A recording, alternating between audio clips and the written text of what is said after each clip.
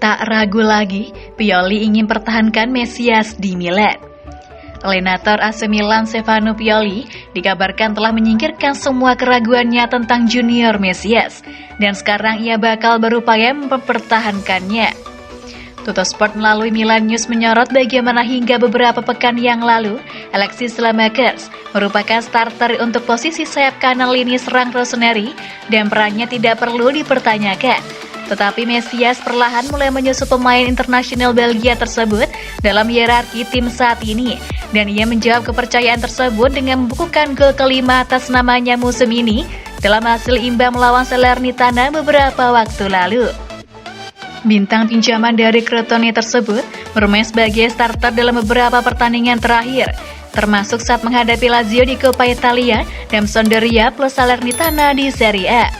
Mendapat jatah waktu bermain secara konsisten tentu penting bagi pemain Brasil tersebut yang memiliki beberapa target, yakni membawa klub meraih trofi dan mendapatkan status permanen di tim.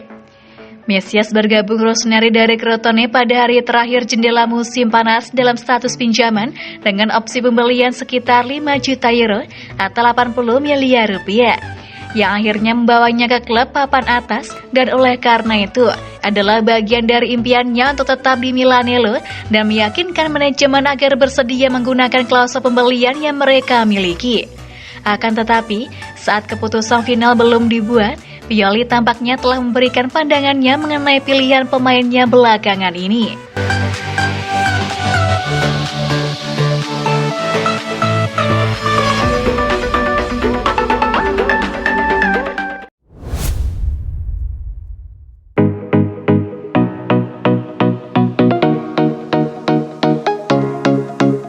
Evolusi skuad, Milan cari cara sempurnakan lini serang.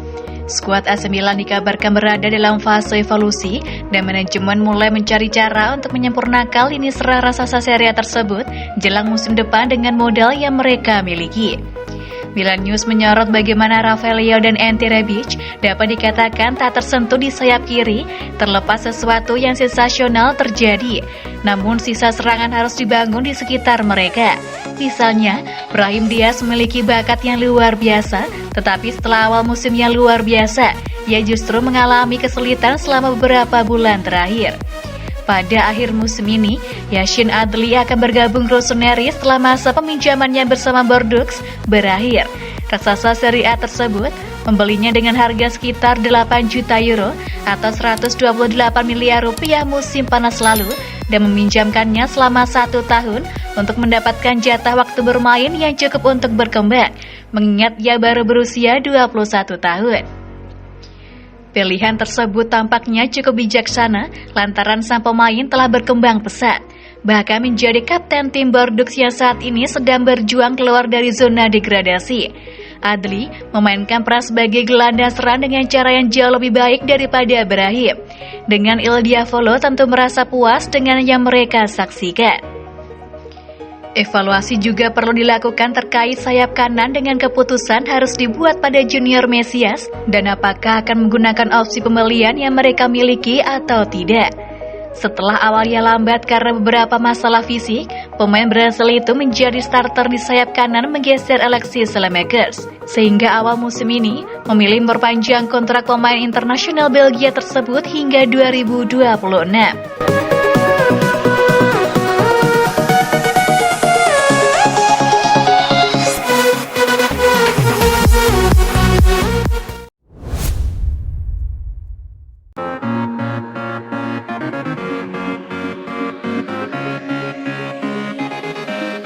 Stefano Pioli ungkap rahasia AC Milan bisa taklukkan Napoli.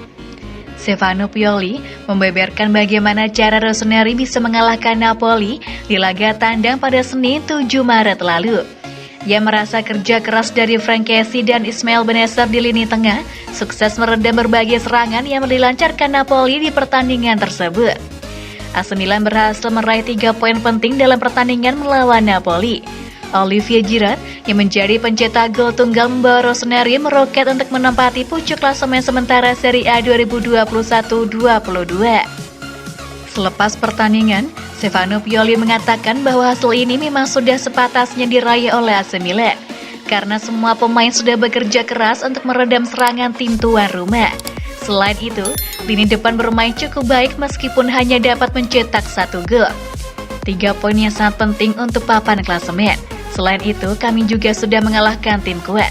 Kami layak mendapatkan hasil ini karena anak-anak sudah bekerja dengan keras, ujar Pioli kepada DAZN.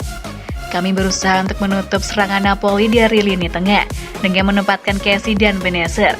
Kami bekerja keras dan bermain dengan baik sepanjang pertandingan. Pertandingan yang bagus. Sekarang kami harus memulihkan diri untuk beristirahat. Kemenangan ini merupakan sesuatu yang spesial bagi Stefano Pioli, karena ini merupakan pertama kalinya ia bisa mengalahkan tim yang ditangani Luciano Spalletti.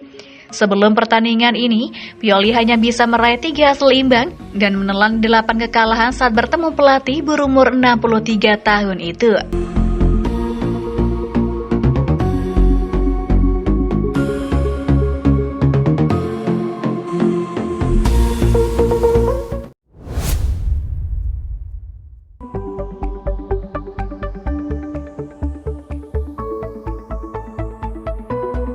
Di balik gol Olivier Giroud, berdarah, pincang, dan kesakitan akibat tackle Koulibaly.